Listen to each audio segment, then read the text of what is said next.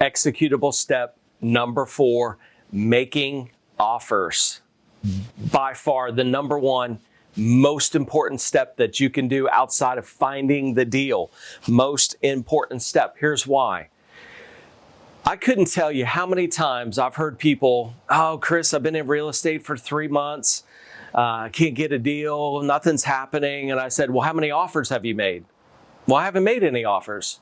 If you never make an offer, you're never going to get the deal. And not every offer is going to be accepted, and you need to know that up front.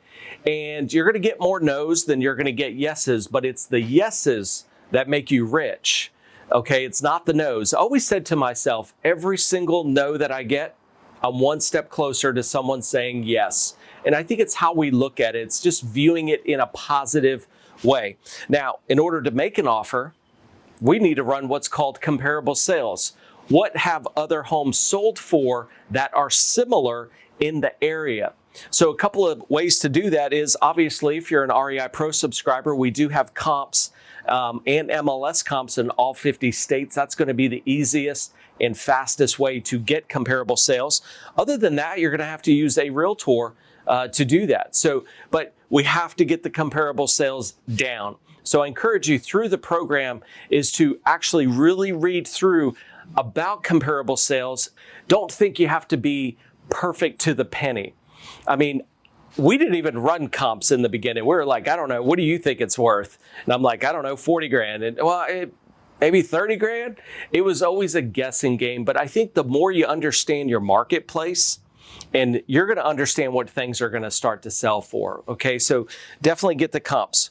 Next, you're going to go through our cash offer formula sheet. This offer formula it took 7 years to build this offer formula. It is 100% mathematically perfect. It's not this crazy offer formula that you hear out there. Take the ARV minus this, divide by 2, add in 10%, and so forth. So you definitely want to follow this cash offer formula. 65% of the ARV. So when you go through this formula and your number is more than 65% of what the ARV is, I want you to lower the offer to 65%. All wholesale offers should always be less than 65%. Now, when you go through the formula and it says, oh, it's 42% of the ARV, that's fine. It's just whatever that number comes out to.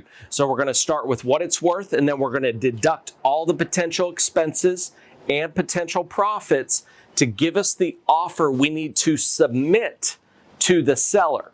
Okay, so that's a very important offer sheet. And that's why I always say this is the most important step, not only just to calculate the offer correctly, but to actually make the offer. Okay, numbers don't lie.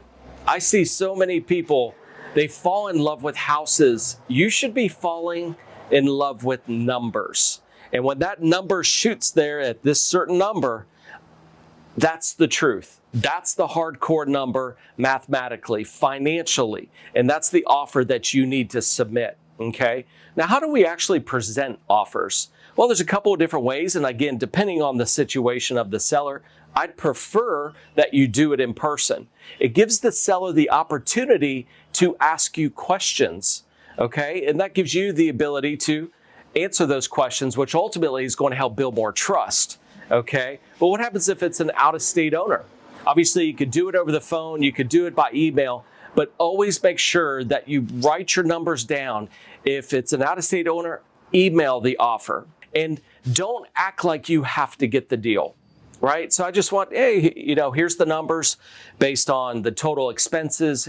Here's what I think it's going to be worth based on comparable sales that are in this area. And at the end of the day, I know it may not be what you're looking for, but for me to buy this quickly, I have to get it at this number. I hope you understand. So, and it's not a big deal to you. Make it easy for you to walk away. I see so many investors, they just pound this. Oh, no, you got to take the offer. And then they get upset, and then they have an attitude, and the conversation goes downhill. As soon as you act like you're going to walk away, that's usually when they're like, okay, hold on, maybe I could go this number. So keep that in mind when you're presenting offers. And I know if you're just getting started, this is kind of nerve-wracking. You're going to be a little bit nervous doing it, but don't act nervous. It's okay. You know, always look at this business as if they don't take my offer, I'll find another property. You got to have that positive mindset. So I hope these tips helped you in executable step number 4, and look forward to seeing you on executable step number 5, where we're going to put the house under contract.